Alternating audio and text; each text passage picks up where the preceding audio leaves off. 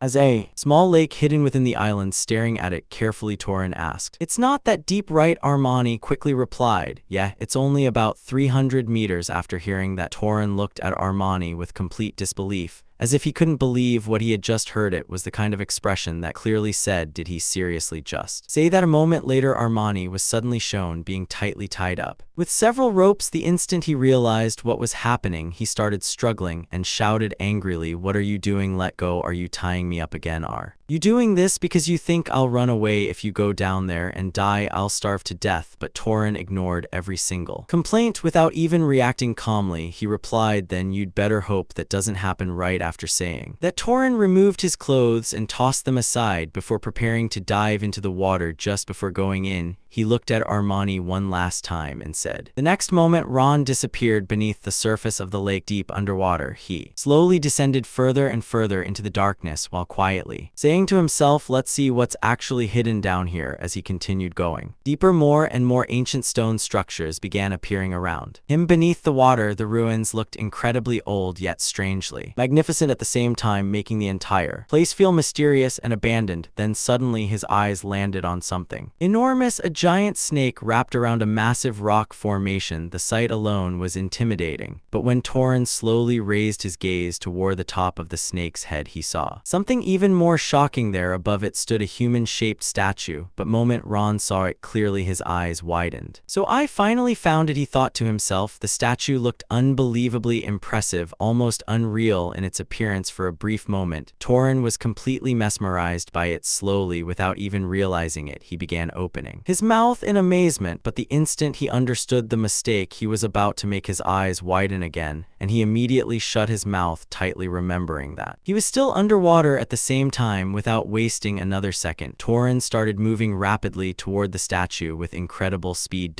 As Torin carefully observed everything around him underwater, his attention remained fixed on the human-shaped statue before him. The more he looked at it, the stranger it felt. It didn't look like an ordinary statue at all. In fact, it felt so lifelike that it seemed as if a real human being was standing there, frozen in time beneath the water for countless years. And the truth was even more shocking, it actually was a real human body. Seeing this, Torin could not hide his surprise. In his mind, he muttered, "Is this being truly one of the friends?" The body is intact without even becoming a wraith. The condition of the body was unbelievable. Despite the passage of time, it had not decayed or transformed into some monstrous undead creature. It remained perfectly preserved, almost as if it had been sleeping beneath the water all this time. Then near the waist of the body, Torin noticed something glowing faintly in the darkness. It looked similar to a compass radiating a mysterious golden light. The object immediately caught his attention, and he realized that this was most likely the treasure Armani had been talking about from the very beginning. A short while later, Torin finally emerged from the water and climbed back onto the shore. The instant Armani saw him come out alive, he immediately started shouting excitedly in his usual loud manner, "Did you find it? Did you?" Torin simply answered, "Yeah," while looking toward him calmly. At that moment, water water suddenly began gathering all around Armani's body from every direction. As this happened, Torin silently thought to himself, as I thought, it allows me to sense the presence of living things. An internal energy. Without saying much else, Torin stretched his hand forward and activated his telekinetic ability. Instantly, all the ropes and chains binding Armani were violently torn apart and thrown away as if they were nothing. Seeing this, Armani looked completely shocked, staring at Torin in disbelief. He said, I didn't think you'd me go so easily. I thought you'd just take this and sell me off again. Hearing that, Torin calmly responded while maintaining his usual composed expression, I made a promise. I return what I receive since you guided me without deceiving me. I'm simply keeping my word. The moment Armani heard those words, his expression immediately brightened with happiness. He looked genuinely grateful as he excitedly said, thank you, you're a kind demon. If we ever go to war with humans, I'll tell my father not to touch you. Torin, however, clearly treated those words like a joke. While calmly putting his clothes back on, he casually replied, stop talking nonsense. After that, Armani didn't give Torin any reply at all. Instead, he quietly moved toward the water without another word. The moment he stepped closer to the sea, his body suddenly began changing, and for the first time, Torin saw a form completely different from his human appearance. Armani transformed into his true form, revealing himself as a genuine sea being. Seeing this transformation with his own eyes, Torin quietly remarked, so he wasn't lying about being royalty.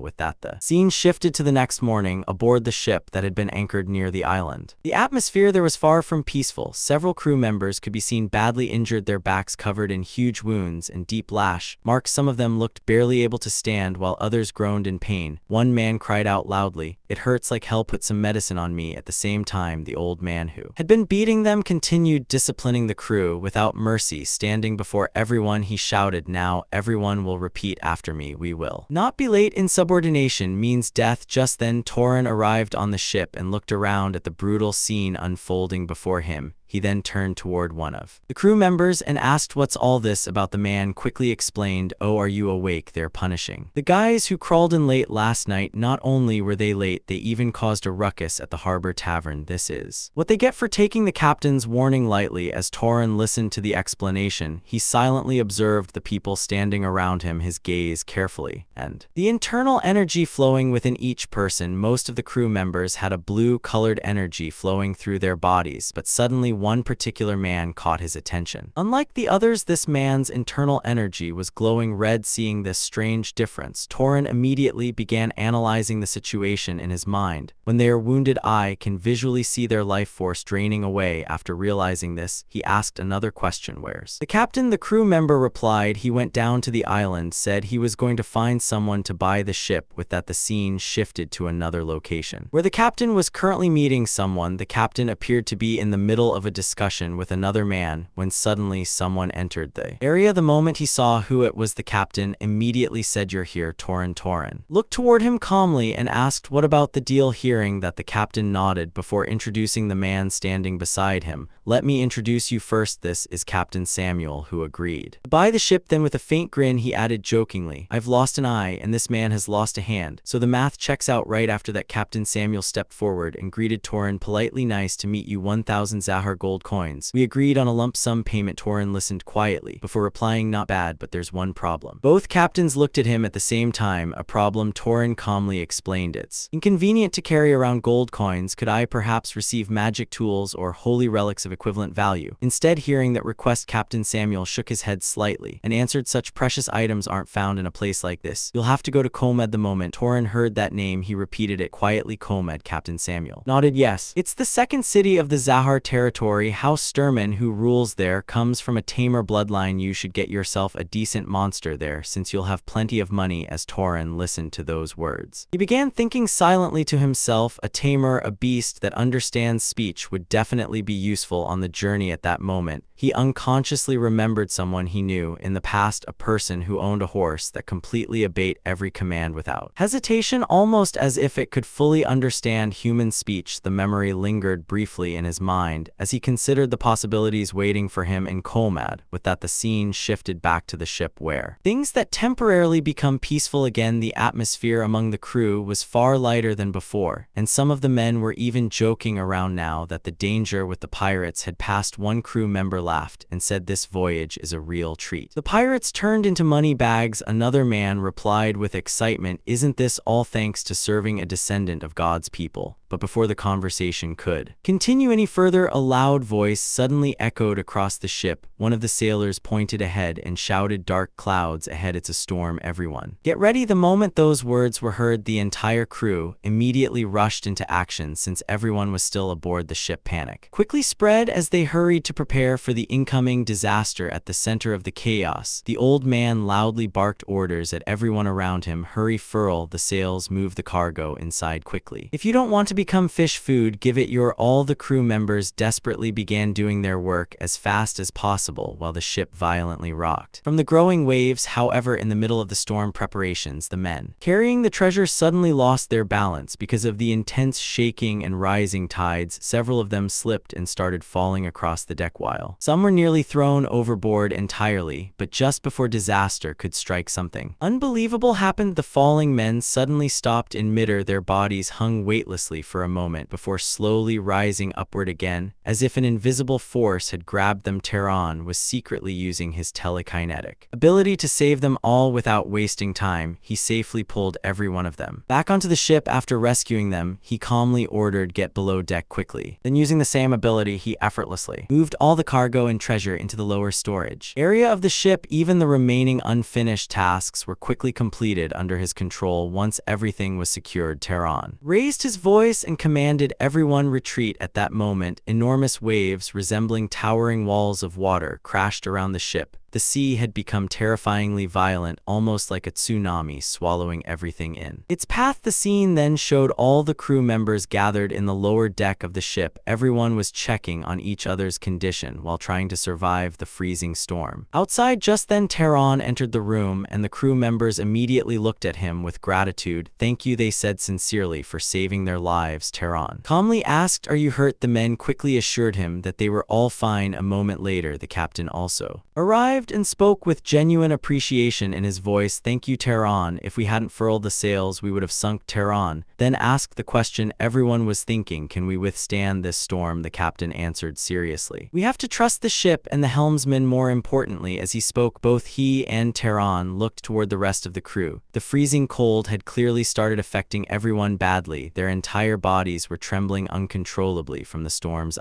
sea winds and seawater. After observing them for a moment, Taran told everyone to gather around him in a circle. Seeing this, the captain looked confused and immediately asked Taran, "Are you going to start a fire on this narrow wooden boat? That's dangerous." But in the very next second, Taran calmly snapped his fingers. Instantly, a massive fireball appeared before everyone's eyes. Instead of spreading wildly, the magical flames remained perfectly controlled, radiating gentle heat throughout the room. Warm energy spread in every direction, slowly driving away the freezing cold that had nearly overwhelmed the crew. The crew members stared at the scene in complete amazement while happily warming themselves near the magical flames. The captain himself could hardly believe what he was witnessing. In his mind, he thought, "I can't believe it. I've never heard of magic this sophisticated."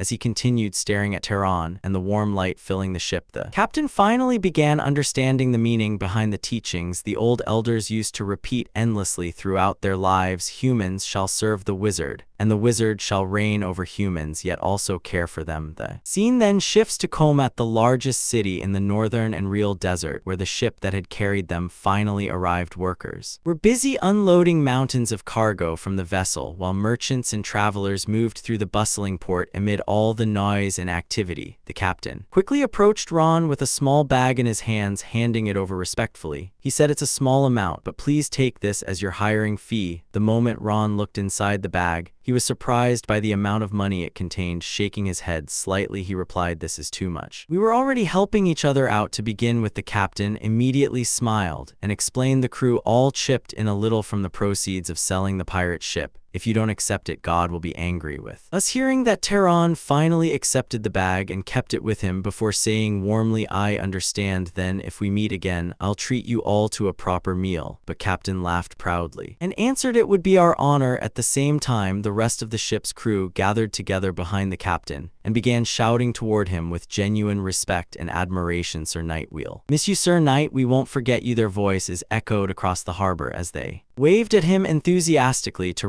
look back at them for a brief moment, silently acknowledging their feelings before finally turning around and walking deeper into the city. Now standing in this completely new land, Drawn carefully observed his surroundings. The city of Comed was overflowing with people from all kinds of backgrounds. Merchants, mercenaries, travelers, and desert warriors moved through the crowded streets without pause. As he walked forward, he activated his newly acquired ability, allowing him to see the life energy flowing within every person around him. Countless faint energies filled his vision everywhere he looked, but suddenly, one particular presence stood out from all the others. From a man nearby, an overwhelmingly powerful energy was being released, far greater than ordinary people. Realizing this, Torin slowly approached the individual. The moment he got close enough, he spoke calmly, "Excuse me." At the same time, he intentionally released a portion of his own energy. The reaction was immediate. The man visibly stiffened in shock, clearly intimidated by the immense pressure he felt from Torin's presence alone. Startled, he quickly asked, "Are you a knight of Hosterman?" The man himself appeared to be a knight as well, and after hearing the question, Torin calmly replied, "Yes, my lord, at your command." After hearing those words, Torin calmly introduced himself and explained where he had come from without showing any hesitation. He then stated his purpose directly, "I wish to see the head of the house." Not long after that, the scene shifts to the mansion of Hosterman. Inside the grand residence, Torin could now be seen sitting calmly in a luxurious room. He had changed into a fresh set of clothes, and compared to his previous appearance during the journey, he looked far more refined and dignified. As silence filled the room, someone suddenly spoke to him. "It suits you well." Sitting across from Torin was a man releasing an extremely powerful aura from his body. Even without trying, the pressure surrounding him was overwhelming. Looking directly at Torin, the man introduced himself. "Pleased to meet you. I am Cal Durman." For a few moments, the two simply stared at one another, carefully observing each other in silence, as though both were trying to measure the other's true nature. Eventually, Cal Durman broke the silence first. "So what is your name and house?" Without changing his expression, Torin answered honestly, "My name is Torin Brahms. I am of a fallen guardian bloodline. I heard rumors and came to buy a monster." After hearing that explanation, Cal Durman nodded calmly and replied, "Very well, I'll have my daughter guide you." However, before the conversation could end, Torin suddenly spoke again. "Also, by any chance, have you seen someone who looks like me?" The moment those words were spoken, Cal Durman's expression shifted ever so slightly. What he responded clearly caught off guard by the unexpected question. Torin continued while watching him carefully, "You seemed to hesitate when you saw me earlier. For a brief second, the atmosphere in the room became strangely heavy. Then Cal Durman calmly answered, "No, it's nothing like that. I just thought you looked a bit like someone I know." Hearing that response, Torin quietly fell silent. Even though he did not say anything further, it was clear he had noticed the hesitation in Cal Durman's. Soon afterward, the scene shifts once again, this time showing Cal Durman's daughter leading Torin through the mansion grounds. As they walked together, she glanced at him with curiosity. Before speaking, "You say you're from a fallen noble family, but you seem to have quite a bit of money considering you came to buy a monster from House Durman. Is it because a guardian bloodline is perfect for the mercenary life?" While Cal Durman's daughter continued speaking to him, Torin barely reacted outwardly. His mind was still completely focused on the strange reaction Cal Durman had shown earlier. Deep in thought, he silently analyzed everything again and again. "Who did he see in my fa? See curly hair, somewhat large ears, and a straight mouth. I do share some features with my mother, but is that really enough to remind him of her? The moment he saw me, could it be the person the house had recognized was actually my father, whose face I don't even know?" The thought lingered heavily in his mind as he walked beside her through the massive estate. A few moments later, Cal Durman's daughter suddenly stopped and spoke proudly, "We're here. Welcome to the House Durman." The moment Torin stepped inside, his eyes widened slightly. The place was enormous beyond imagination. Vast sections of the facility stretched out in every direction, each area carefully designed to house different kinds of monsters. Some areas resembled forest, others looked like rocky mountains or swamps, while certain chambers even recreated desert-like environments. Torin looked around in genuine amazement to think each room has its own habitat.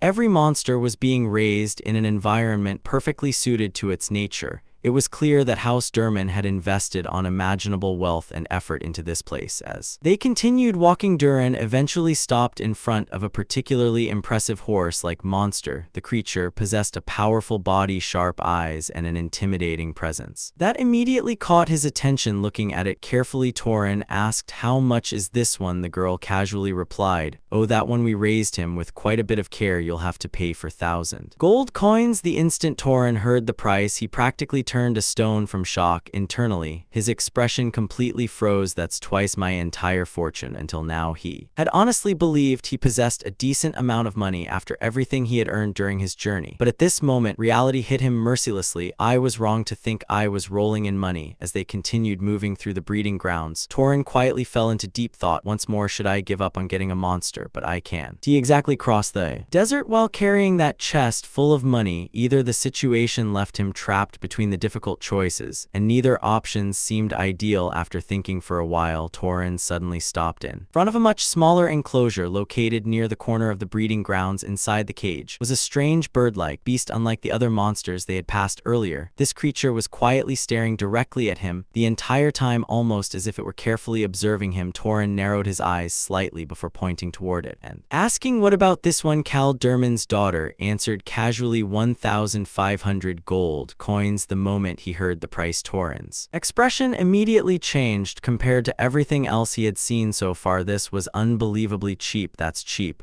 Although it would take all my savings, it's quite the bargain considering its monocopacy," he thought to himself while examining the creature more carefully. After observing it for another moment, Torin asked, "What are its abilities?" "It's smart and flies well," she replied. Hearing that, Torin could not help but wonder what kind of ability that was supposed to be. However, before he could ask further, she continued explaining with a somewhat troubled expression, "This is actually one of the more popular species, but it's a smart for its own good. It absolutely refuses to listen to anyone it considers dumber than itself." Even while she explained, the bird beast continued staring at Torin without looking away for even a second. Seeing that unusual behavior, Torin slowly stepped closer to the cage and spoke directly to it. "Can you understand me? You really must be smart, even if you're a bit ugly." After saying that, he turned his face slightly to the side before calmly adding, "It understands everything." Definitely. Calderman's daughter sighed helplessly before replying, "Yes, we even tried teaching it. I even tried to make it read, but it wouldn't learn. I don't know whether it simply doesn't want to or if it actually can't." Even so, she still sounded disappointed as she looked at the creature. "It's a waste. It has incredible strength for its size, and we fed it plenty of monster meat while raising it. It would be worth far more if it just listened to people." At that moment, Torin suddenly looked directly at the bird beast and asked, "Hey, is there something you want?" "It's no asking," she began saying dismissively. But before she could finish speaking, the beast suddenly stretched one of its claws forward toward Torin. The girl's eyes widened in complete shock. "Wait, why?" All of a sudden, even Torin looked slightly surprised by the reaction. Staring at the creature, he asked, "You want me? I'm not that special of a person. Is there a reason if I buy you? Would you be willing to learn how to read?" At that exact moment, Calderman himself, who had apparently been watching the entire situation nearby, stepped forward and immediately activated his magic. "It is done with this, though. Two of you are now bonded." The iron restraints and magical bindings around the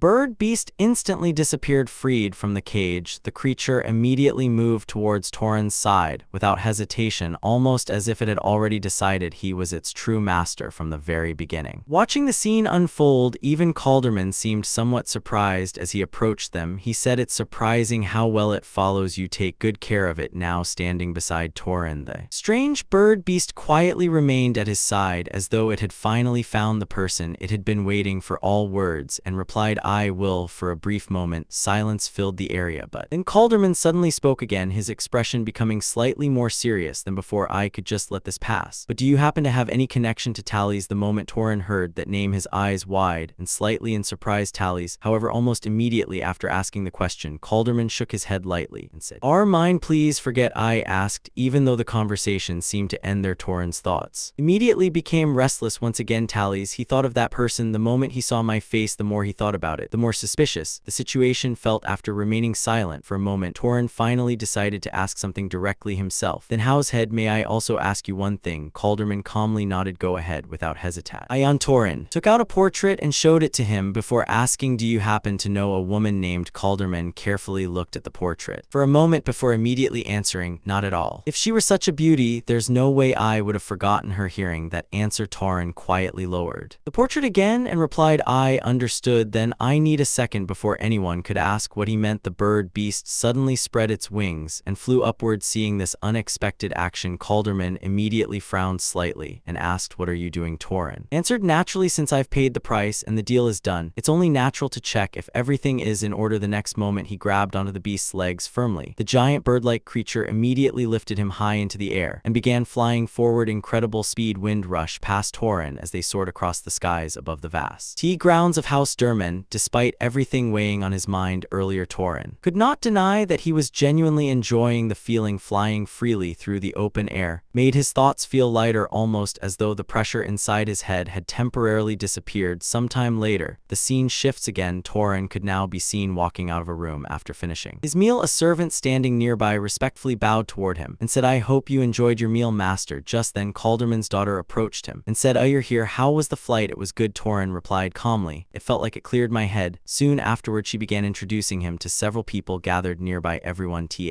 is Torin Bronze. He came from the Carmen side. The moment she said that, one person among the group reacted was surprised and said, Carmen, wasn't that near Arabian? Before the atmosphere could become awkward, she immediately shot back at him sharply, don't associate our guests with those sparrows. After that, another man stepped forward toward Torin and offered him a handshake with a friendly smile. I'm Dolph Murin of a history bloodline. Torin politely shook the man's hand and said, nice to meet you. However, the moment their hands met, the man suddenly tightened his grip far more than necessary. The pressure in his hand clearly wasn't normal. It was obvious he was intentionally trying to show off his strength. Torin immediately noticed it and thought to himself, is he showing off his strength? This was the very same person who had mocked him earlier. Smirking slightly, the man said, as expected of a guardian, you're sturdy. Before the situation could continue any further, the girl standing nearby suddenly interrupted with an annoyed expression, I'm not interested in a show of strength, so leave it at that. She then immediately changed the subject and asked, where is that picky eagle? I came here because I wanted to see him. Hearing that, Torin casually answered while sitting back more comfortably in his chair, I told him to fly around nearby. For a bit he must have felt stifled after practicing his writing all morning. If you'd like, I'll call him over. Not long afterward, the giant bird beast suddenly flew in and landed nearby. The moment she saw it arrive, but girl's eyes lit up with excitement. Wow, it's true, she repeatedly called the creature over toward her, clearly expecting it to approach immediately. However, despite her efforts, the bird completely ignored her and showed absolutely no intention of going near her at all. Seeing that reaction, she became visibly irritated and shouted, you damn bird brain, what exactly do I lack that you're acting like this? I could raise you far better than some fallen noble, yet you watching her complain so passionately. Torin quietly thought to himself, hold it. And soon afterward, the scene shifts to the dinner table. Everyone had gathered together while discussing various matters happening across the region. The atmosphere was lively, though the topics themselves were far from peaceful. It's been noisy lately because of the dark elf tribes to the west, one person commented. And then there's the Arabian subjugation force. I heard the commander is that skinny Mesa. The moment her name came up, one woman sitting nearby spoke with open hostility. I hope she gets assassinated this time. Yet even after saying something so extreme, she still didn't stop there. It'll be quite the thing if that wench dies. She's nothing but skin and bones. She probably die on her own eventually. She's such a hideous sight to behold. I feel sorry for whoever ends up becoming her husband. The conversation around the table continued casually. Despite those cruel remarks, still, those people have it easy since they already have a successor, someone else added. Meanwhile, we still don't know whether it'll be Raman, Alma, or Purga. I wish Talas would just make a clear decision already. The moment that name surfaced once again, Torin quiet Lai sank into thought. What kind of person is? Before he could continue thinking further, someone nearby explained, he's the house head's younger brother and the current second in command of Zahar Calderman's daughter. Then added calmly, he's essentially the one truly leading the house. The moment she said that, Torin's thoughts became even more complicated. Earlier, Calderman himself had suddenly asked whether he had any connection to Talas. After seeing his face, now hearing everyone speak about him so seriously only made the mystery surrounding that man grow even larger in Torin's mind.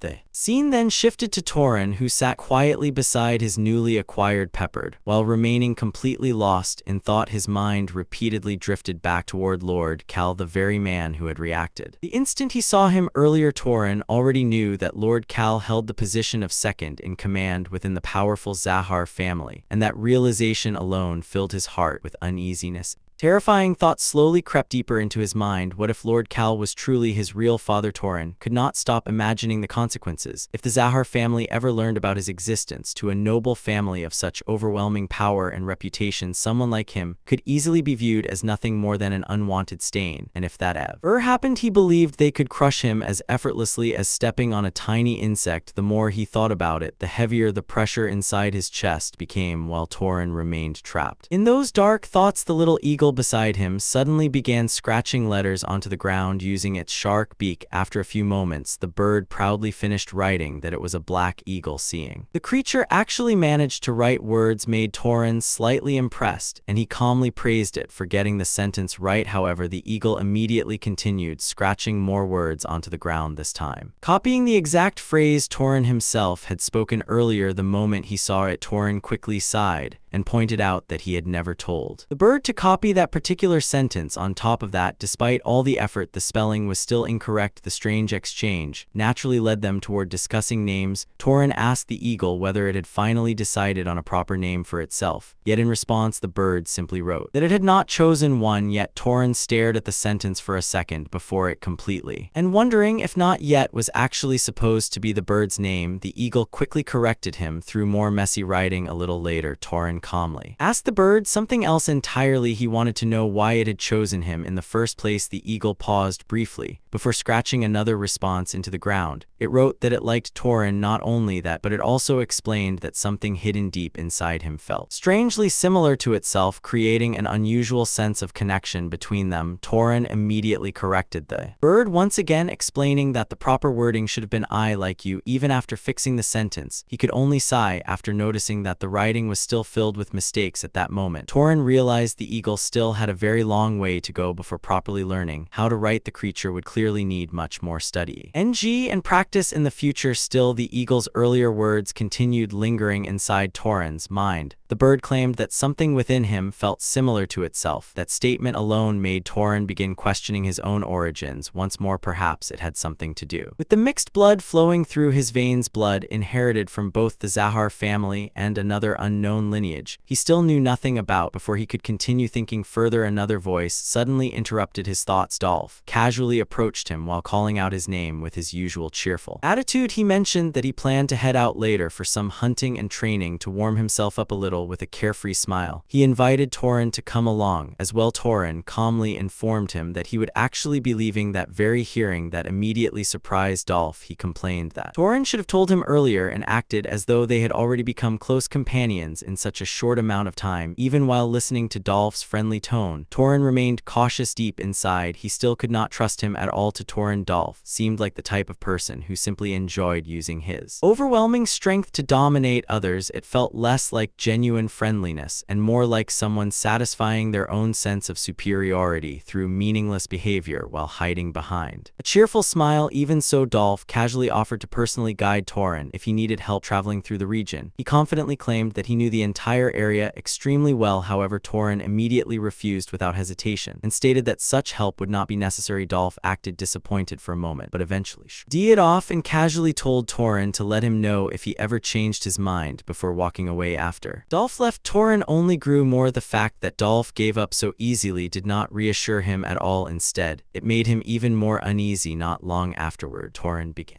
walking around the area while one of the servants quietly followed behind him. Torin eventually turned around and calmly told the servant that there was no need to escort him any farther. However, the servant respectfully explained that the order had come directly from Lord Cal himself. Their duty was to ensure Torin safely reached the walls before parting ways. As they continued walking together, Torin requested a dessert guide along with several religious books related to Anil. He even handed over the payment for the books in advance without hesitation. hesitation. The servant respectfully accepted the request and immediately prepared everything for him later on. Torin selected one of the books, began carefully reading through its contents. While flipping through the pages, he suddenly noticed the author's name written clearly across the cover, Britzo Zahar. The moment he saw that surname, Torin instantly realized the book had likely been funded and distributed by the Zahar main house itself, although he found the map inside the book rather poorly drawn and difficult to follow. The information written throughout the pages still seemed useful enough for survival. Within the desert, as he continued observing both the book and the people around him, Torin also noticed something else quite surprising. Nearly everyone in the area possessed mana flowing within their bodies. To some extent, even ordinary individuals seemed far more accustomed to mana than people. From most other, as time slowly passed, Torin continued traveling deeper and deeper into the desert alone, eventually nigh completely covered the surrounding land, turning the endless desert into a cold and silent sea of darkness. By that point, Torin had already realized something important long ago. Dolph had been secretly following him the entire time without even bothering to turn around. Torin calmly spoke into the darkness and told Dolph to come out already, since there was no point hiding anymore. A few moments later, Dolph finally appeared while laughing loudly, openly admitting that Torin noticed his presence much earlier than expected. Torin then calmly explained that there was a reason he specifically chose to travel on foot instead of riding an animal. Meanwhile, Dolph casually claimed that he only followed because he felt worried seeing someone as young as Torin wandering alone through such a dangerous desert. He pretended as though he was simply concerned about the dangers surrounding the area and wanted to help if necessary. However, Torin stared at him coldly. Without showing even the slightest hint of trust, he immediately exposed Dolph's true intentions without hesitation,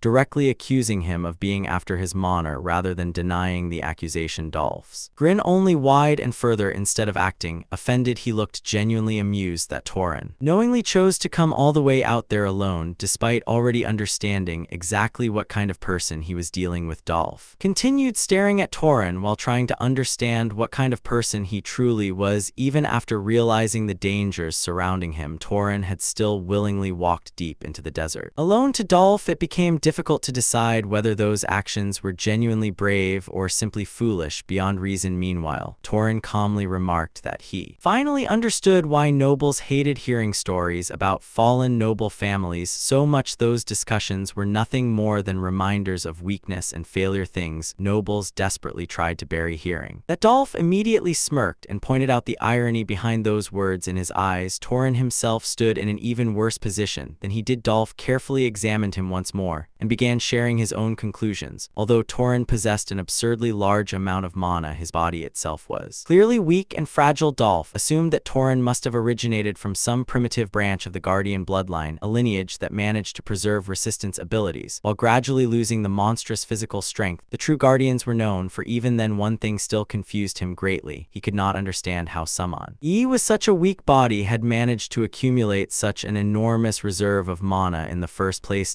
Despite finding it strange, Dolph ultimately viewed the entire situation as a waste. To him, power only had value when possessed by someone strong enough to wield it properly. Seeing such overwhelming mana trapped inside a physically weak individual only irritated him further, with a greedy grin spreading across his face. Dolph openly demanded that Torin hand over all of his mana willingly. In response, Torin calmly admitted that his body truly was weak, while his mana endlessly overflowed within him. He even sarcastically described himself as the perfect prey for someone like Dolph. Right after saying that, Torin quietly instructed his pet bird to leave the area. The evil immediately flew away into the darkness, while Torin slowly turned his attention back toward Dolph with an emotionless expression. He commented that Dolph seemed strangely optimistic about the entire situation. At first, Dolph assumed Torin intended to rely on concealment magic to escape. However, the very thought only made him laugh mockingly. In his eyes, concealment magic was nothing more than cheap and useless magic that merely hid appearances while completely failing to conceal presence. He considered it the kind of pathetic trick used by weeknights pretending to be skilled spies. Dolph burst into loud laughter and mocked Torin openly, confidently declaring that breaking concealment magic was incredibly easy. He told Torin to stop wasting time and give up on trying to. Yet the very next moment Dolph's laughter suddenly stopped. Torin had completely vanished. Not only had his appearance disappeared, but even his presence itself had faded entirely from the desert. Dolph could no longer sense him at all. The only thing remaining were faint footprints left behind in the sand. For the first time, suspicion and confusion began appearing across Dolph's face. He wondered if this was some unique technique connected to the Zahar family. Before he could properly think further, Torin suddenly appeared directly behind him and struck him repeatedly in rapid succession. Several powerful blows landed almost instantly before Dolph could even react. Shock filled Dolph's expression as he immediately ignited flames around his body, lighting up the dark desert in every direction. Gritting his teeth in anger, he believed that illuminating the surroundings would expose Torin's concealment and reveal his location. Dolph desperately searched through the burning light while trying to catch even a single glimpse of Torin. Without hesitation, he unleashed direct attacks using the flames surrounding him, sending fires spreading violently through the area. However, Torin instantly disappeared again, moving through the darkness with terrifying speed. One moment he was nowhere to be seen, and the next moment another strike would land from an entirely different direction. Attack after attack continued, crashing into Dolph before he could properly defend himself. Slowly, wounds began spreading across his entire body. Cuts, burns, and injuries accumulated faster and faster, while Torin remained completely untouchable. Frustration and panic finally began Dolph as he shouted furiously for Torin to stop hiding and show himself properly. But by then Dolph had already realized something terrifying. The situation had become hopeless. Without warning, he suddenly turned around and began running through the desert as fast as possible while desperately escaping. Panic completely filled his mind as he finally understood the truth. Torin was not from the Guardian bloodline at all. Fighting a mage connected to that bloodline in the middle of the desert during nighttime was practically suicide itself. The darkness, the endless sand, and the silence at the desert all worked perfectly in Torin's favor. Even so, Dolph desperately tried to reassure himself while fleeing. He convinced himself that even if Torin truly belonged to the Zahar family, his physical strength was still far inferior. As long as he kept running continuously, Torin should never be able to catch him directly. Unfortunately for him, that hope did not last long. Before Dolph could escape very far, Torin suddenly appeared high above him while flying calmly alongside his pedicle through the night. Looking down at Dolph with cold eyes, Torin admitted that Dolph was surprisingly resilient. Although he was nowhere close to the durability of a true guardian, he had still managed to endure far longer than most ordinary nobles ever could. Torin even wondered aloud whether Dolph possessed some kind of defensive magic artifact protecting his body. Hearing those words completely shattered the last remaining traces of Dolph's confidence. The fear he had been suppressing instantly overwhelmed him. His legs finally gave out beneath him, causing him to collapse onto his knees in the middle of the desert. With desperation covering his face, Dolph begged for mercy. However, Torin slowly extended his hand toward him while staring down with an ice-cold killing glare. His expression made one thing painfully clear: mercy was never going to happen. The very next moment, an overwhelming amount of fire mana erupted violently from Torin's outstretched hand. Blazing flames instantly swallowed Dolph's entire body, engulfing him completely within a storm of fire. Trapped within the inferno, Dolph burned alive in the middle of the dark desert while his screams echoed through the night. With a single devastating strike, the man's body was completely ruined. In reality, he was already dead. Torin looked down at the corpse and carefully observed the damage he had inflicted. As he examined it, a thought crossed his mind. He was tougher than I thought. Perhaps it's because he is of the Strength Master bloodline. If he were a properly trained guardian of Zahar, maybe my current stone throwing technique wouldn't have been able to pierce him. Torin continued analyzing the battle in his head. The victory had proven that his abilities were, but it had also revealed their limitations. If he faced stronger opponents in the future, relying solely on his current methods might not be enough. I need a stronger means of attack. He thought something more reliable, a piercing magic capable of breaking through anyone's defense. After reaching that conclusion, his attention shifted away from the battle. There was another matter waiting for him. Now it's time for the banquet. As soon as he said those words, Torin stretched out his hand toward the dead man's body. Instantly, the remaining mana inside the corpse began flowing toward him like a powerful current being drawn into a vortex. Every trace of magical energy left within the fallen warrior was absorbed by Torin. However, while gathering the mana, he noticed something unusual. A portion of the energy was not flowing directly into him. Instead, it was being drawn into a mysterious treasure that had been carrying. Torin immediately sensed the strange reaction. His eyes narrowed as he focused focused on the object, it's an object that stores magical power. He carefully examined it while feeling the mana accumulating inside. How is it used? Should I try drinking it directly? For a brief moment, the idea crossed his mind, but he quickly rejected it. No, it's a divine object of Freya. I need to look into this more carefully. Unlike ordinary magical tools, this treasure was clearly connected to something sacred. Acting recklessly could be dangerous, as so Torin decided not to experiment with it until he understood its nature. The scene then shifted to the following morning. Under the bright sky, Torin was traveling once again. Riding alongside his eagle companion, he sought through the air and covered an enormous distance. The vast landscapes stretched beneath him as they continued their journey across unfamiliar lands. After flying for quite some time, something massive appeared on the horizon. In the distance stood a gigantic pyramid-like structure. Even from far away, its size was impressive. The building resembled a grand hotel or a luxurious gathering place, standing proudly amid the surrounding terrain. As Torin approached, signs of civilization became more visible, and before long he found himself speaking with a young woman nearby. The girl looked at him with surprise and disbelief. Yo, you ran away from home and are traveling alone? How reckless! Her expression clearly showed that she couldn't understand how someone could wander across dangerous lands by themselves. Then she continued, didn't you run into any thieves or magical beasts? Torin calmly listened to the girl's concerns before giving a casual response. I got lucky. More important. TLY, how do I get into the tomb of the gods? I read in a book that you just need money. The question immediately caught the girl's attention. She looked at him with surprise, as if she had not expected such a thing from someone his age. You read books? To you must be the son of a very rich family. For a moment she seemed impressed, but then her expression became more serious. But you can't go in right now. About a week ago, some important people arrived. Since then, entry has been restricted. Even the merchant caravans had to turn back without entering. Torin frowned. Slightly important. Opal? The girl nodded and pointed toward a group in the distance. Those people, Zahar. The scene then shifted away from the conversation and moved deep inside the tomb of the gods itself, where a completely different situation was unfolding within the ancient structure. A tense atmosphere filled the air. The silent halls and hidden passages of the tomb seemed to stretch endlessly beneath the earth. In one of these secluded areas, a man suddenly called out in frustration. Where is Purga? Almost immediately a voice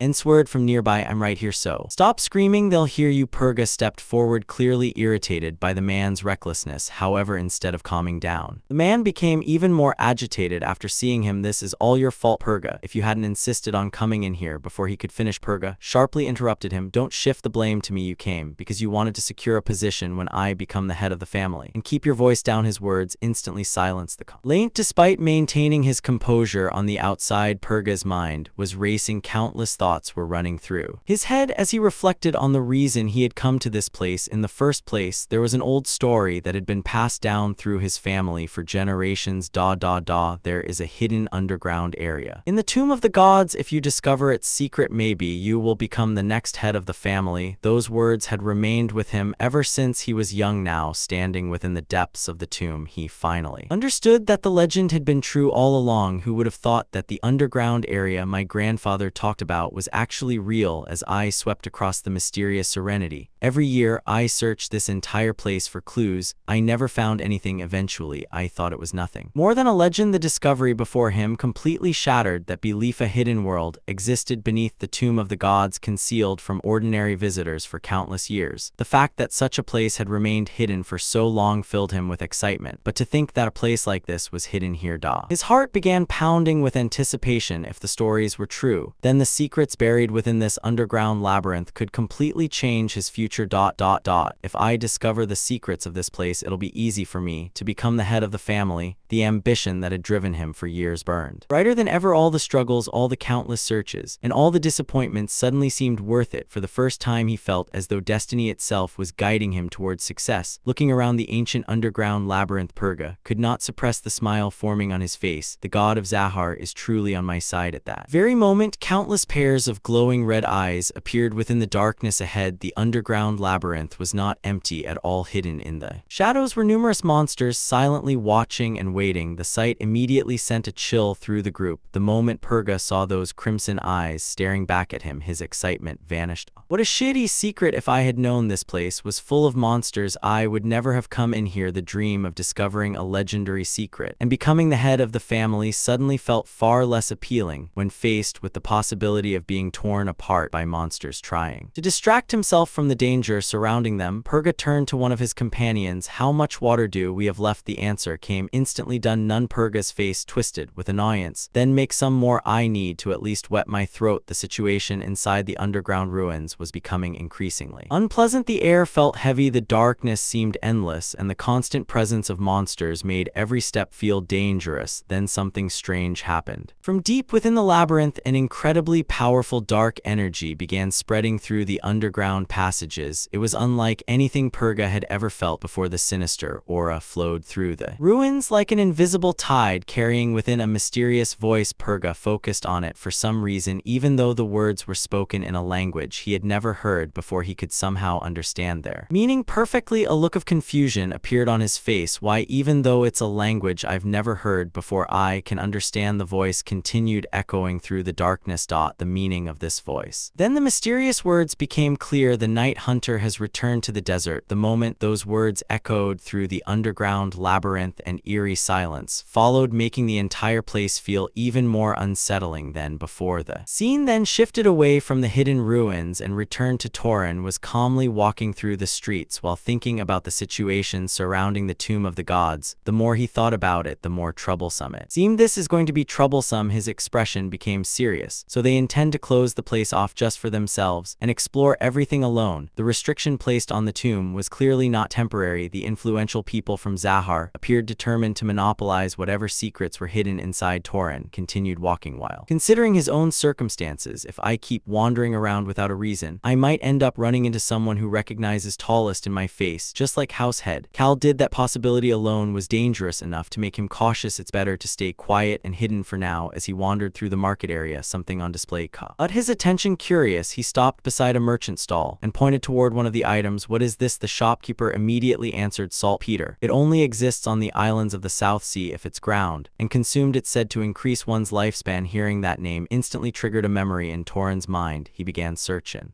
through his memories. I've heard that name before. After a moment, realization struck him. I think it was in the arsonist book. His eyes narrowed slightly as he recalled the contents of the text. So that was it. Back then, he had abandoned the idea because he lacked the necessary ingredients. At the time, I gave up because I didn't have the ingredients. Now, however, one of those ingredients was right in front of him. His thoughts immediately shifted toward a particular technique described in the book, the fire spirit. He remembered the incredible power the arsonist had displayed. The destructive force of those flames had left a deep impression on him. Considering the power the arsonist used, it's worth trying to reproduce. Determined to test the method for himself, Torin looked back at the merchant and asked another question. Do you happen to have any sulfur? The merchant looked at Torin with a confused expression before shaking his head. Sulfur? Never heard of it before. Torin could respond. A man standing nearby joined the conversation. Sulfur? That's only found in volcanic regions. A second man added further explanation. It's generally used for disinfection. There isn't much demand for it, so it'll be hard to find in the desert. Hearing their answers, Torin immediately understood the situation. If I had known, I would have looked for it in Komad. Before leaving there for a moment, he regretted missing the opportunity, but he quickly calmed himself and began thinking of alternatives. Well, I don't necessarily need to go to the east. His objective was simple. I just need to find a volcano. As Torin was preparing to leave, the merchant suddenly called out to him. By the way, aren't you going to take this brown sugar? It's a very rare commodity. The merchant seemed eager to make a sale, but Torin showed little interest. I don't really like sweets. With that, he left the market behind. Later, Torin could be seen deep within the desert, standing amidst the endless sea. He was testing a new application of his abilities. Large amounts of sand were being launched forward at tremendous speed, cutting through the air like deadly projectiles. As he observed the results of his experiment, a satisfied expression appeared on his face. Not bad. The grains of sand moved exactly as he intended. Using sand projectiles instead of stones I can change their shape. While they are flying, the flexibility offered by sand was far greater than that of ordinary rocks. I can increase the piercing power or scatter them in various directions. The attack patterns were much more versatile, allowing him to adapt to different situations. In combat, of course, the technique was not without drawbacks. The mono consumption is a bit higher, but the advantage is saving stones that benefit alone made the method worthwhile. Torin possessed only a limited number of specially crafted stones, and replacing them would not be easy. I only have 5 or 6 crafted stones. I need to use them carefully. As Torin continued testing his ability. Ties in the desert, more possibilities came to mind. It's also useful for binding ankles or blocking vision. The more he experimented with sand manipulation, the more applications he discovered. It was not only effective as an offensive weapon, but could also be used to restrict an opponent's movements and interfere with their senses during battle. Another idea soon crossed his mind. Maybe I should train moving through the sand as if I were swimming. If he could learn to travel through the desert itself, it would become an incredibly useful skill for both combat and escape. However, his thoughts soon drifted back to the matter that had been bothering him for days. Speaking of which, what are these nobles doing inside the tomb? Several days had already passed since the tomb of the gods had been sealed off. It's been several days already. Should I just go to another city? As he stood there thinking, his gaze remained fixed on the entrance of the tomb. He had been secretly observing the area, waiting for something unusual to happen. Then another possibility entered his mind. I can always just sneak. In a faint smile appeared on his face. I can always run away if I get caught. Having reached a decision, Torin activated his concealment technique. Gradually, his presence began to fade, becoming nearly impossible to detect hidden from sight. He quietly moved closer to the restricted area. Just then, 2 men emerged nearby. One of them spoke in an irritated voice. What a pain, why make all this noise? Shut him up. The other immediately replied, just don't kill him. After saying T had the 2 men headed deeper inside the restricted area. Because of his concealment technique, neither of them noticed Torin standing nearby watching them carefully. Torin frowned. What's going on? Something clearly felt wrong. What are they doing with these people? Curiosity quickly overcame caution. Remaining concealed, Torin followed after them and entered the area himself. Inside, he discovered something strange. There was a massive opening in the ground resembling a giant wormhole or a deep tunnel leading into the darkness below. Nearby, several frightened people were gathered together. One of them looked at the mysterious opening and nervously asked, what is this? The response came immediately from the guards. Questions are not allowed. The fearful atmosphere only grew heavier. Observing everyone from the shadows, Torin carefully studied the situation. You are the kidnappers, but you look like the most scared ones here. The expressions on the guards' faces were filled with anxiety. It was obvious that even they did not fully understand what was happening below. Then one of the men suddenly pointed toward to workers. You take this cargo and go in. Without arguing, the men obeyed. After doing something near the entrance, both of them picked up large barrels and slowly began descending into the darkness beneath the ground. The moment Ron saw this, he immediately understood what had happened. Animal manipulation. Someone was clearly controlling people or creatures to carry supplies below. Nearby, one of the men spoke anxiously. I wonder if Lord Purga is okay. Another man answered with a worried expression. We do not have to hope so. He then glanced to where the barrels being sent underground were continuously sending in food and water. One of the men looked increasingly worried and finally asked the question that had been on everyone's mind. Shouldn't we inform the main? The reaction was immediate. Another man turned toward him and shouted angrily, are you crazy? His face was filled with panic. What if Lord Purga's rivals hear this news? The group instantly fell silent. Hidden nearby, Drawn listened carefully to their conversation. The moment he heard Purga's name, everything suddenly clicked into place. Purga, his eyes narrowed. The candidate to be the next head of Zahar. Now the situation finally made sense. So that Big Shot is trapped inside. The pieces of the puzzle rapidly came together in his mind. Now it all makes sense. That's why they occupy this place for so many days. The tomb of the gods had not been sealed because of some treasure expedition. It was because one of the most important figures in the Zahar family was trapped somewhere below, and they were desperately trying to keep the incident secret. A faint smile slowly appeared on Torin's face as he looked toward the entrance leading underground. He began moving forward. This is dangerous.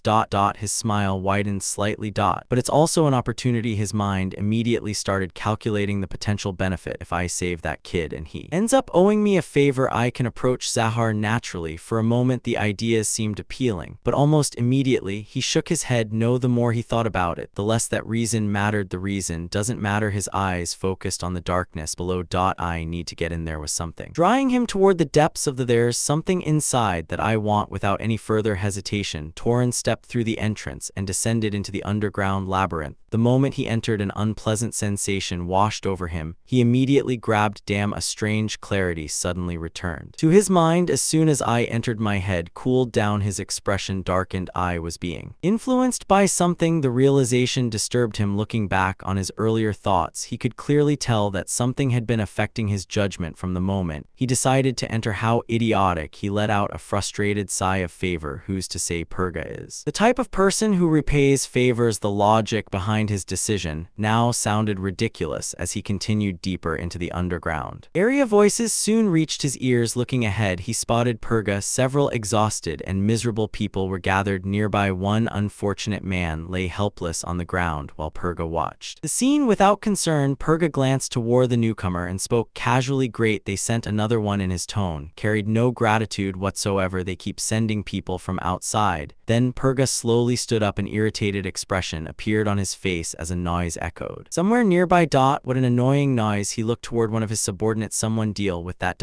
Then he coldly added, anyway, we need to save food. What followed was a cruel display. The unfortunate man was treated terribly, as if his life had little value. There was no sympathy, no hesitation, and no sign of guilt from Purga or the people around him. Watching everything from the shadows, Tyron quietly observed. So that is the famous Purga. Zahar, the image he had imagined and the reality before him were completely different. He kills people for water and doesn't show the slightest guilt. Tyron's opinion of him immediately dropped. He definitely doesn't seem like someone who would repay a dead. The idea of rescuing Purga in exchange for future favors now seemed increasingly foolish.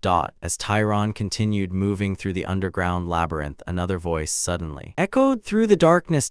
It sounded strange, almost as if it were speaking directly to him. He stopped. The voice continued. Brief silence followed. I'm talking to you. Tyron's eyes widened slightly. The mysterious voice sounded closer. Now you are wrong. The words echoed through the darkness. You are not the night hunter. A chilling pause followed. Then the voice spoke once more. You're not. The sentence remained unfinished as the eerie voice faded into the depths of the labyrinth, leaving